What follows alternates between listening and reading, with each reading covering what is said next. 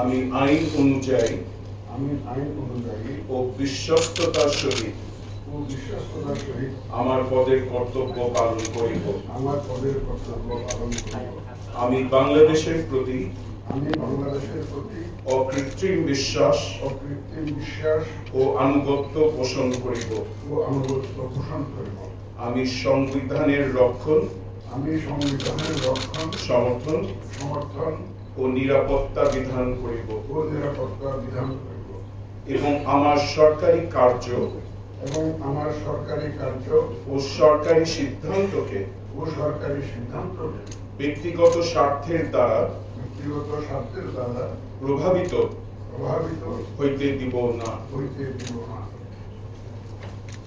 আমি সম্মানিত প্রধান নির্বাচন কমিশনার মহোদয়কে স্বাক্ষর প্রদানের জন্য বিনীত অনুরোধ করছি।